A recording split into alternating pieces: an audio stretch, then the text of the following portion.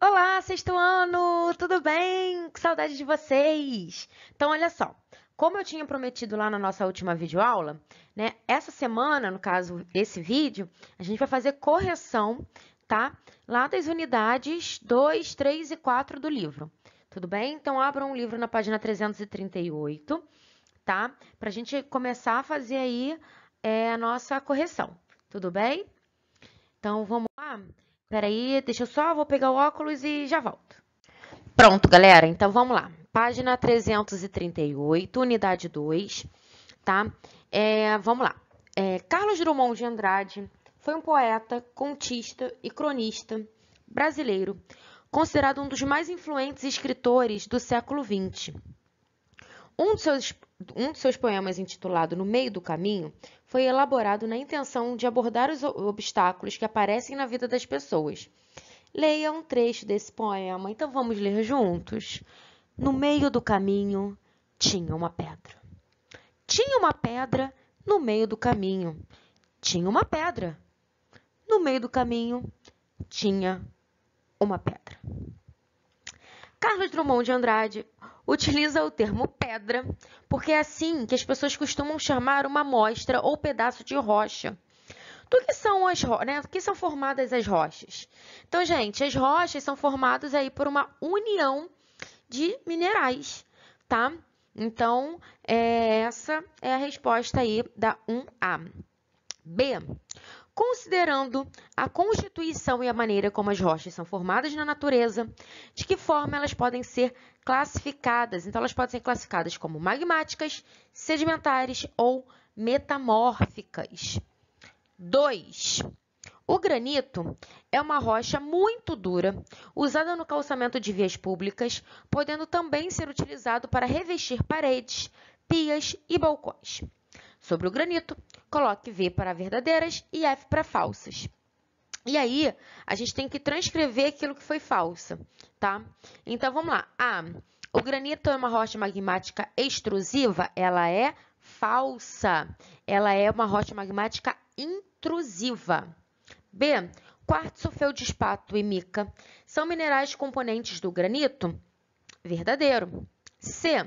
Os granitos mais comuns na natureza são os acinzentados e os avermelhados? Verdadeiro também. D. Pode ser uma rocha dura e parecer vidro. O granito é popularmente conhecido como vidro vulcânico? Não, não, não. Quem é popularmente conhecido como vidro vulcânico é a obsidiana lá do Minecraft. Então fica falso, verdadeiro, verdadeiro, falso. 3. Na Bacia do Paraná, região sudeste do centro-sul do Brasil, encontra-se formação de basalto, com idades entre 120 a 160 milhões de anos, quase a minha idade. Como é classificado o basalto? Então, o basalto ele é classificado como uma rocha magmática extrusiva, tá bom? Vamos aí para a próxima página. Eu tô aqui com o livro 339, tá bom, gente? Vamos lá. Por que o basalto recebe tal classificação? Né? Então, a gente falou ali que ela é uma rocha magmática extrusiva, e aí ele quer saber por que ele recebe aí essa classificação. Então, ele é formado na superfície da Terra, né? Quando a lava que é expelida lá dos vulcões se solidifica. Por isso, ele tem essa classificação, tá bom? 4. Em um passeio por um parque geológico, um geólogo coletou algumas amostras de rochas magmáticas extrusivas. Contorne o nome das rochas coletadas pelo pesquisador. Então, as rochas que vocês vão aí, né, envolver, contornar é o basalto, a obsidiana e a pedra pómez. Tudo bem? 5. No decorrer do tempo, as rochas podem se transformar em pequenos grãos chamados sedimentos. Esses grãos podem se compactar e, por conta de um aumento de pressão, transformarem-se em rocha do tipo sedimentar, beleza? 6. O Parque Estadual de Vila Velha tem formações geológicas que surgiram há aproximadamente 300 milhões de anos, muito tempo. Os monumentos lá existentes são formados por uma rocha denominada arenito. A. Como é classificada a rocha arenito? Ela é classificada como uma rocha sedimentar. B. Explique como é formada a rocha arenito. Então, olha só, gente. Os grãos do quartzo, eles ficam, né, que são presentes ali no granito, eles formam, né, eles vão se deteriorando e eles vão formando como se fosse uma areia. Essa areia ela é levada pelo vento, pela água e vão se depositando, né, em algumas depressões. E com o passar do tempo, né, e o aumento da pressão e da temperatura, eles se unem, eles se compactam, tá? E aí eles endurecem, formando o que a gente conhece como arenito. Tudo bem? 7. O calcário é uma rocha sedimentar, resultante do acúmulo de sais de cálcio na água. Um exemplo dessa formação ocorre com algas microscópicas chamadas diatomáceas. Explique o que são diatomitos. Os diatomitos são rochas sedimentares resultantes ali, né, do acúmulo das carapaças das diatomáceas, tá? Aí elas ficam depositadas, né, na água por milhares de anos e aí formam o que a gente chama de diatomitos, beleza? 8. O metamorfismo é um processo relacionado à formação de rochas metamórficas. Explique como esse tipo de rocha é formado. Então, as rochas metamórficas, elas são transformadas, né? Essas transformações, elas são físicas e são transformações químicas, tá? Sofridas aí, né? Principalmente pelo aumento de temperatura e de pressão. Então, vocês podem botar isso, né? Que as rochas metamórficas são resultantes da transformação física e química sofrida por rochas em virtude do aumento de temperatura e pressão, beleza? Vamos passar para a página 340. Peraí. Foi. 9. O carvão mineral e o petróleo são combustíveis de origem fóssil, muito utilizados em todo o mundo. Sobre o assunto, assinale as alternativas corretas. Então, a alternativa correta aí é a B e a E. Tá? B, petróleo e carvão mineral são recursos naturais não renováveis. E E, recursos naturais como petróleo e carvão mineral podem acabar um dia, já que, né, eles não são renováveis. Foi? 10. Graças ao estudo dos fósseis, temos hoje noção de como eram e como se comportavam os seres vivos que habitavam nosso planeta milhões de anos. Preciso trocar o óculos. Retornando o que você aprendeu sobre o assunto, responda as questões. O que são fósseis? Então, fósseis, gente, são vestígios aí de seres vivos, né, preservados ao longo do tempo, tá? E essa preservação vem de processos naturais, tá bom? B. Do que a maioria dos fósseis é formada? Então, são formados de partes resistentes desses seres vivos, né, como ossos, dentes e conchas. Vamos lá, gente. A fossilização de um ser vivo ou de suas partes é um processo extremamente lento que compreende várias etapas e pode ocorrer de diversas formas. Sobre esse assunto, associe a segunda coluna à primeira. Então, vamos lá. Marca de pegada de um ser vivo em uma concha, moldagem. Preservação de partes ou de todo o organismo, mumificação. Minerais penetram ossos que ficam petrificados, mineração. Então, ficou BCA. 12. De que forma os achados fósseis de animais pré-históricos contribuíram para a aceitação da teoria da deriva continental? Então, olha só, a gente, né, eu falei com vocês na aula, a gente encontrou o mesmo animal, né, a mesma espécie, o mesmo indivíduo em continentes diferentes, né? Um lá na África e outro aqui na América do Sul. Então, não tem como ninguém morrer, metade lá, metade aqui, tá? Então, aí vocês podem botar assim, ó. O achado de fósseis de seres vivos da mesma espécie em continentes distintos corroborou, a hipótese. Beleza? 13. Para que uma demonstração na Feira de Ciências escolar, alguns alunos do 6º ano do Santa Amélia, maravilhosos, precisam classificar as rochas descritas a seguir.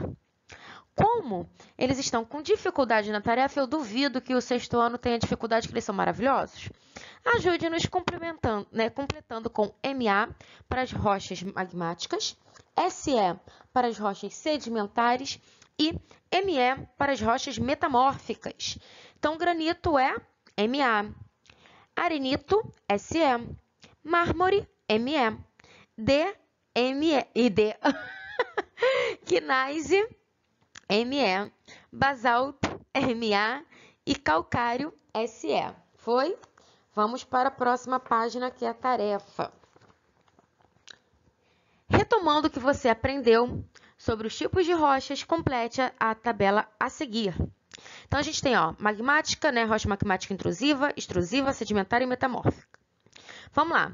Como é formada a rocha magmática intrusiva? Então, ela é formada pela solidificação do magma no interior da crosta terrestre. Exemplo, granito.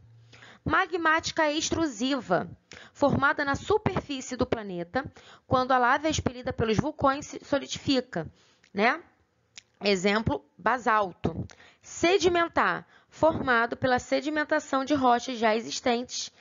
Arenito, exemplo, metamórfica, resultante de transformações físicas e químicas sofridas por outras rochas, né? Por conta do aumento da temperatura e da pressão. Gneiss, beleza? 2. Os brincos representados na imagem ao lado foram confeccionados pela obsidiana, também conhecido como vidro vulcânico. A obsidiana é uma rocha utilizada na confecção de joias desde aproximadamente 5.000 anos atrás. Então, Minecraft, né, que chore.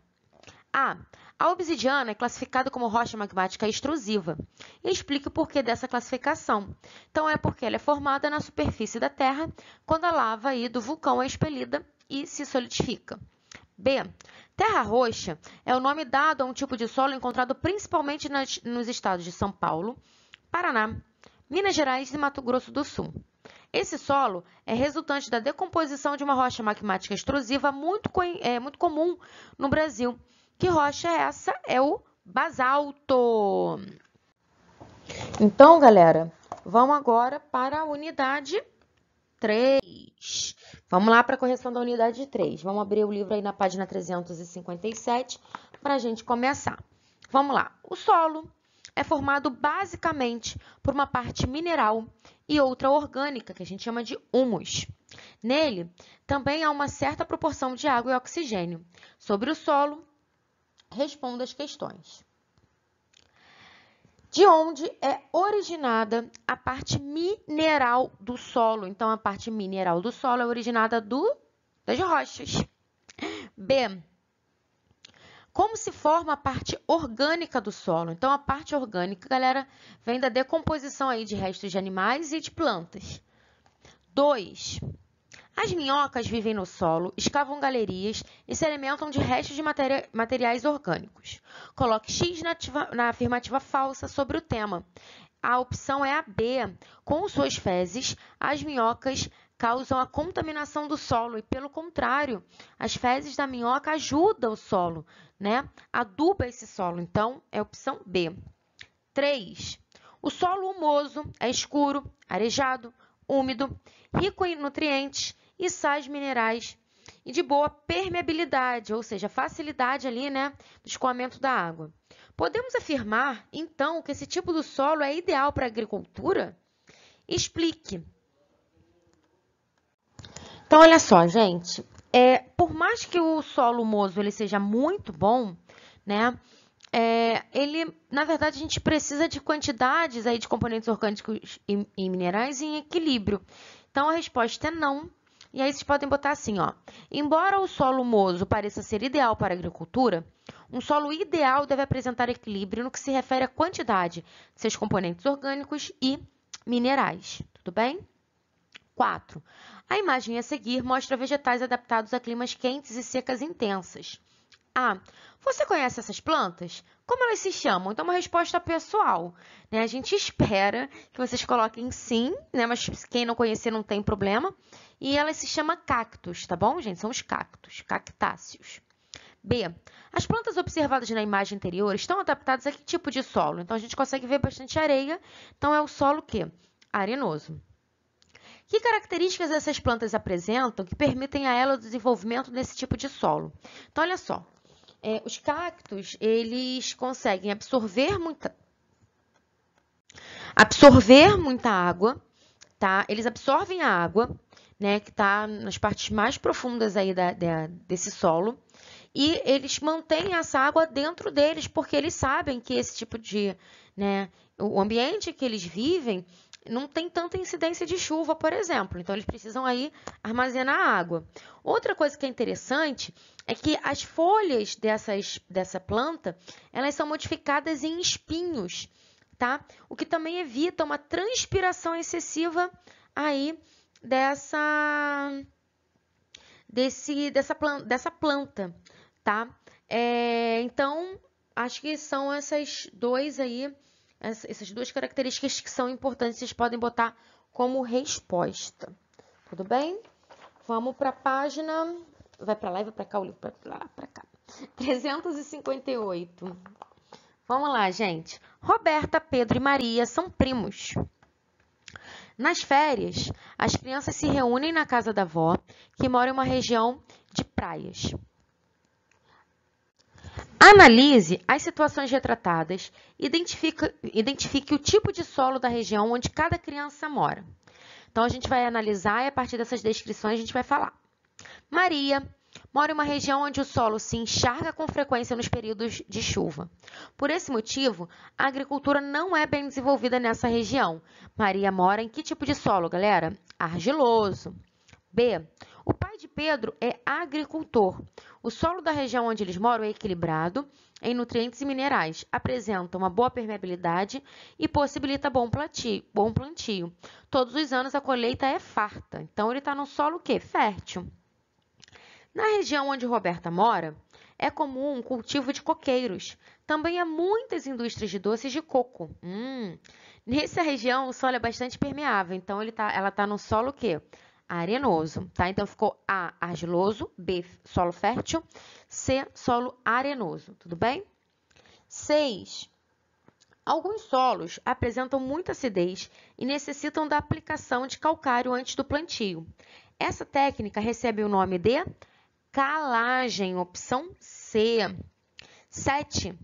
Quais características um solo deve apresentar para ser considerado ideal para a agricultura? Então, ele tem que ter uma boa permeabilidade, né? Ele tem que ter apresentar uma certa acidez, né? Presença aí de sais minerais, de humus, né? Em proporções aí adequadas. Foi? 8. Que nome recebe a erosão causada pela água das chuvas, pelo vento, pela água do mar, pelo gelo e pela água dos rios? Então, fica assim, ó. Pluvial, das chuvas, eólica do vento, né? Não é isso? É a sequência? Primeiro ele quer água das chuvas, isso. Eólica do vento, marinha do mar, né? Glacial, né? Do gelo, né? O da neve, e fluvial aí dos rios. Tudo bem? 9. Assinale os esquemas 1 e 2. Né? Analise os esquemas 1 e 2. Com seu olho, li errado. Então, a gente tem o esquema 1 ali, a gente tem a mata ciliar, né, e chuva. E no esquema 2, a gente não tem mata ciliar, a gente tem a remoção dessa mata ciliar e a areia começa ali sendo, né, com processo de erosão. E esse processo de erosão acaba gerando uma deposição aí de sedimentos no rio. A sequência dos esquemas representa o processo de assoreamento. B. Que fenômeno natural causa o processo retratado no esquema 2? Como isso acontece? Né? Então, geralmente, esse processo aí que acontece, né, quando a água das chuvas carregam essas partículas, né, da parte superficial do solo e se depositam ali no leito dos rios. Vamos lá. C. Como o ser humano pode contribuir para evitar a erosão do solo e, consequentemente, o assoreamento de um rio?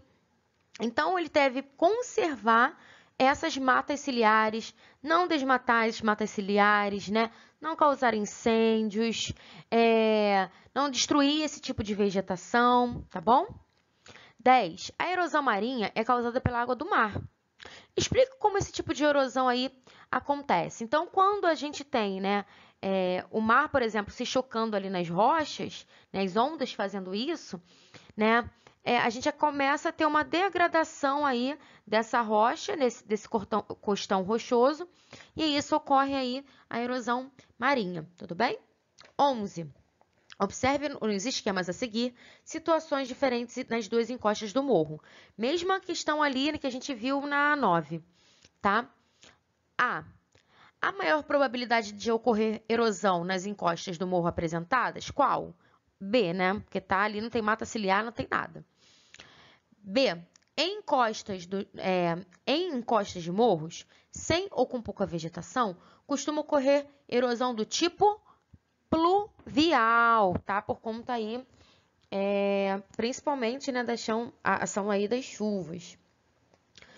12. As águas das chuvas podem causar valas, muitas vezes, profundas no solo, igual lá que eu botei lá para vocês, né, na nossa videoaula. Essas valas recebem o nome de vossorocas, beleza? Nome estranho, né? Mas tudo bem. 13. Várias técnicas podem ser utilizadas para evitar a erosão do solo, provocada pela água das chuvas. Relacione o tipo de técnica à sua respectiva descrição. Vamos juntos. Técnica usada para combater a erosão em terrenos inclinados, na qual se fazem terraços. É o terraceamento. Vegetais diferentes são plantados em faixas intercaladas, deixando espaços entre elas. A gente tem aí faixa de retenção. Obviamente, só sobra B, curvas de nível para técnica utilizada em encostas de morros inclinados, em que são feitas curvas que acompanham o terreno, beleza? Galera, a tarefa é uma pesquisa que vocês precisam fazer isso no caderno, tá bom? Então, espero aí que vocês tenham feito essa pesquisa. Então, vamos para a nossa última correção, que é a unidade 4, página 377. João. Ô, João, tudo bem, João? É agrônomo e foi contratado para analisar o solo de uma propriedade destinada ao plantio de soja. Depois do estudo, constatou que o solo da propriedade estava muito compactado. Sabendo disso, responda as questões. Então, nós vamos ser ajudantes do João. A. Qual técnica de cultivo João deve utilizar para melhorar a permeabilidade do solo da propriedade em questão? Então, ele deve usar a técnica de aração, beleza? B. Por meio da técnica da aração, deu a resposta. João arejará o solo, mas poderá danificá-lo. Ih, meu Deus, explique por quê. Então, vamos lá, gente. Opa, botei aqui na câmera sem querer. O João, quando ele vai fazer o processo de aração, né, que é dar aquela mexidinha ali no solo, a matéria orgânica que está lá, que está ali misturada nesse solo, né, que compõe esse solo também, na verdade, ela começa a ressecar. Ela ressecando, a gente vai tendo várias atividades acontecendo ao processo. Então, o humus também, né, morre, né, e a gente tem aí uma diminuição dos nutrientes no processo de decomposição aí desse solo, tá? Então, é essa a explicação, tudo bem? 2. A adubação devolve a fertilidade a solos desgastados. Para esse fim, existem os fertilizantes ou adubos orgânicos e os inorgânicos. Qual a origem desses fertilizantes? Então, olha só, os orgânicos têm origem aí animal ou vegetal, né? E os adubos minerais, né, eles são extraídos ali de minérios, obviamente, ou produzidos industrialmente, né? E aí ele tem o objetivo de suprir os elementos químicos ali, né, que as plantas necessitam, por exemplo, nitrogênio, fósforo e potássio, tá? 3. Os solos arenosos são geralmente muito secos. Qual é a técnica utilizada para garantir um bom desenvolvimento dos vegetais cultivados nesse tipo de solo? Explique esse método. Então, a melhor coisa para solo arenoso é o processo de irrigação, né? Que a gente joga, né? A gente literalmente fornece água, né? De uma maneira artificial, tá bom? 4. Os métodos mais simples de irrigação consiste na construção de canais que trazem água de lugares mais altos para locais mais baixos. De que locais a água utilizada nas irrigações podem ser captadas? Então, elas podem ser captadas de represas, podem ser captadas de poços, né? Podem ser captadas de rios, tá? Ou também pode ser de água da chuva, que pode ser represada num lugar e ser utilizada para isso. Inclusive, é ótimo. Fica a dica aí para vocês. Quem tem planta em casa, né, pode captar água da chuva quando chover, mas não pode deixar ela parada não, senão traz dengue, né? E aí utilizar para plantar, né, para regar as plantinhas, por exemplo. 5. Os solos salgadiços, eu tô pensando no salgadinho lá da escola. Os solos alagadiços não favorecem a agricultura. Por esse motivo, nesse tipo de solo é aplicado o método de drenagem, assinale V para as afirmativas verdadeiras e F para as falsas. A drenagem consiste na retirada de água de terrenos alagadiços? Verdadeiro. B. Plantas como as palmeiras e os coqueiros se desenvolvem bem em solos alagadiços? Não, falso. C. Regularmente o solo argiloso necessita de um bom sistema de drenagem? Sim, verdadeiro, né? Porque não tem tanta permeabilidade. D. Os métodos mais simples de drenagem consistem na construção de canais que trazem água de lugares mais altos para locais mais baixos? Na verdade, é falso, né? Vamos para a página 378. Analise a foto e responda as questões. Então, a gente tem aí um lixinho, né? Cheio de coisa misturada aí. A forma como ocorreu o descarte do lixo está correta? Não, né, gente? Justifique sua resposta, porque a gente tem que separar para reciclagem, né? Então, a gente tem que separar os materiais aí para reciclagem. B. Se esse lixo fosse selecionado para reciclagem, aí ó, a resposta. Em que cores, né, de latão deveriam ser colocados? O lixo orgânico, que é a banana, o pão aí, verdura, os frascos de plástico e a caixa de papelão. Então, vamos lá. Lixo orgânico é o lixinho marrom. Caixa de papelão, né, no latão azul, né, e o plástico aí no vermelho, né, no lixo vermelho. C. Outro fator que a imagem retrata é o desperdício de alimento. Então, conversem aí com seus responsáveis, com quem está na sua casa, e aí a gente pode ter algumas estratégias para tentar, né, diminuir o desperdício, por exemplo. Então, não colocar no prato aquilo que a gente sabe que não vai comer, né? E é mais fácil a gente colocar um pouquinho, comer tudo, e se sentir fome colocar mais um pouquinho, do que colocar uma montoeira de comida no prato e depois jogar fora. Não é muito interessante isso. 7. O destino correto do lixo são os aterros sanitários. Sabendo disso, assinale com um X as afirmativas corretas. Então, as afirmativas corretas... Então, vamos lá, gente. 7. O destino correto do lixo são os aterros sanitários. Sabendo disso, assinale com um X as afirmativas corretas. Então, as afirmativas corretas é a A, D e a E. A. Nos aterros sanitários, o solo é protegido por uma cobertura e o lixo é encoberto com terra e cascalho. D.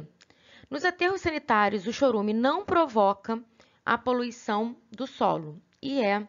Os materiais recicláveis, como latinha de alumínio, pote, sacos plásticos, jornais e revistas, poluem o solo e ocupam muito espaço nos aterros sanitários. Vamos lá. 8. O que é um aterro sanitário e como ele deve ser utilizado? Então, olha só, o aterro sanitário é o local exato, né, correto do envio do lixo. Porque lá ele é todo preparado. Então, o solo, né, ele vai ser coberto ali por um manto, né, uma cobertura que vai proteger ali da contaminação pelo chorume, né? A gente tem a queima do metano, que é produzido na decomposição, né? Então, todo ali, o aterro sanitário, ele é todo preparado, tá? Para o despejo ali, né, correto do lixo, tá bom?